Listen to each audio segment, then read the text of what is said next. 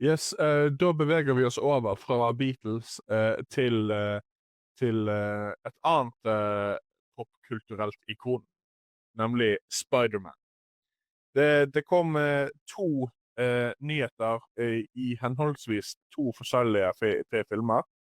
Det første er jo at Spider-Man 4-filmen fikk en dato som tilsier at den vil komme på kino røftlig 2 måneder etter Avengers Doomsday. Den kommer til å hete Brand New Day. Tom Holland kommer til å spille igjen. Han ga en hilsen fra Hellas, hvor han holder på å spille inn Odysseen. Og regissøren til Brand New Day kom ut på scenen, som også da er regissøren som hadde Shang-Chi, og snakket en personlig historie om hvordan sønnen hans sitt første ord faktisk var Spider-Man. Remi, Spider-Man Brand New Day, 2 måneder etter Doomsday, men før Secret Wars. Hva spekulerer du i timeline, sånn sett? Tror du at det er en fortsettelse etter Doomsday? Tror du de velger å ta det tilbake igjen i tid? Hva tror du blir movet her? Jeg vet at veldig mange er enige med meg på internett med denne teorien. Alle filmer mellom Doomsday og Secret Wars tror jeg kommer til å ha noe med Doomsday og Secret Wars å gjøre. Det har jo også vært inside-rykter om at alle filmene mellom Doomsday og Secret Wars også kommer til å ende på et sted som kommer til å hete Battle World, som kommer til å være på en måte et klimatisk point ved Doomsday, at de kommer til å ende opp på en sånn type multiversal sted. Så ja, jeg tror denne filmen kommer til å være litt sånn som Ant-Man and the Wasp, Ant-Man and the Wasp og Captain Marvel de var litt sånn for seg selv, men samtidig så gikk begge to inn i Endgame, sant? Jeg tror det kommer til å være en story som er litt for seg selv her, men samtidig så kommer det også til å være en del av puslespillet mellom Doomsday og Secret Wars, er det jeg tror. Og så siden av folk som var i salen, det her har vi da hørt gjennom John Campia sin covering av Sony-presentasjonen, så ble ikke Marvel, som i Marvel Studios, nevnt i det hele tatt.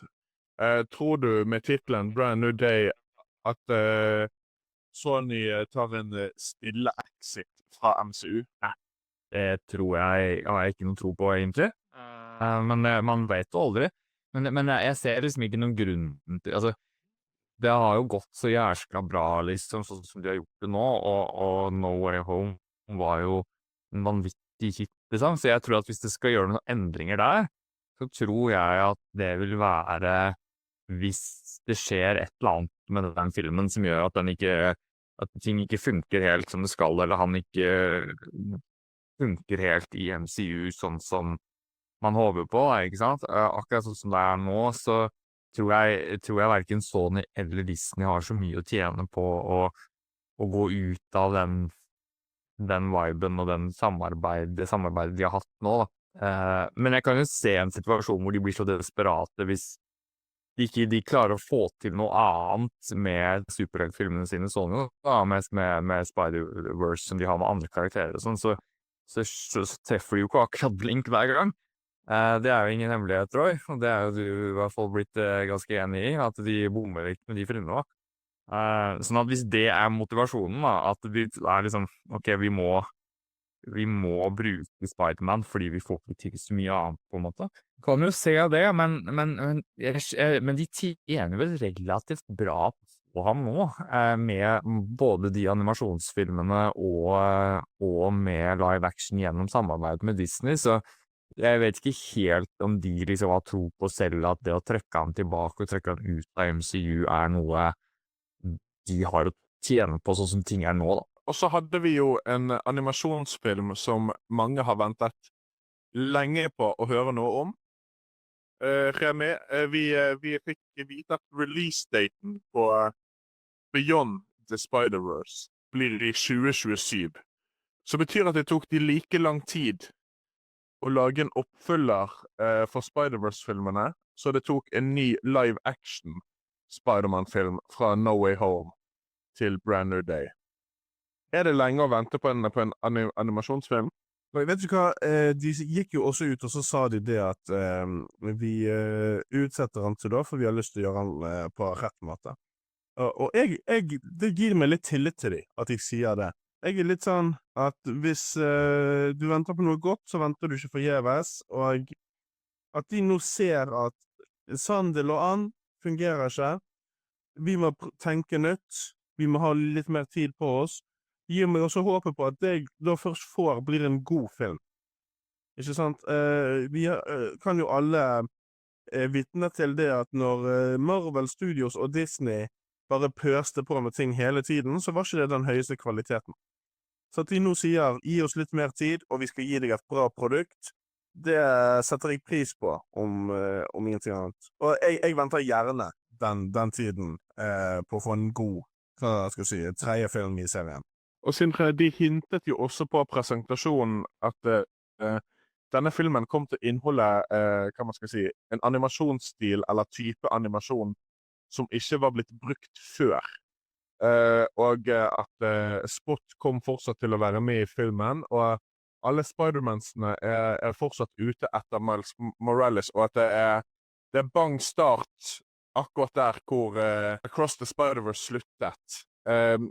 Hvor ligger det liksom hypen din til treeren i serien? Nei, altså, jeg skal prøve å være ærlig uten å være unødvendig negativ, men jeg har syntes at Spider-Verse-filmene har vært ganske overvurdert, fortsatt veldig bra laget, veldig stilig laget, og også gode filmer, for all del. Men jeg var jo en av de som synes at spesielt den andre filmen var litt overhypa, og jeg synes det var litt slitsomt at den slutta sånn som den gjorde. For meg så føltes det bare ut som en veldig ufullstendig film, da. Men jeg kommer absolutt til å se treeren, men det at vi på en måte har en del 1 og en del 2, og så det så mye tid imellom, det gjør ikke noen tjeneste for min entusiasme, da, for å si det sånn. Men kanskje hvis jeg ser den filmen på nytt rett før, da, at det vil ha noe å si, liksom. For jeg har jo tross alt bare sett den andre filmen en gang. Så jeg tror jo at hvis jeg først får satt meg ned og så sett de 2 sånn back to back, så tror jeg det kommer til å bli en veldig fin opplevelse, da. Men jeg har liksom ikke blitt like investert i det som mange andre har blitt, selv om jeg har blitt liksom, begge de 2 filmene vil jeg vel gitt en sånn type 7 av 10, kanskje, da, hvor det bra filmer, men litt for mye sånn inside-greier som jeg ikke, for jeg liker jo Spider-Man, men ikke så mye som jeg føler at man må for å få maks ut av, spesielt den andre filmen, da, jeg tror hvis du har vært, jo mer du vet om Spider-Man, jo mer kan man jo le av veldig mange ting, da. Men jeg husker jo at jeg satt der og skjønte at her var det et hav av referanser som bare fløy rett over huet mitt, liksom. Men uansett, da. Jeg kommer jo garantert til å se den tredje filmen, liksom. Det jo veldig bra håndverk, og det at de skal være enda mer innovative med animasjonen jo også spennende, for det en ting de har klart bra der, men så det jo å gjøre nettopp det, da.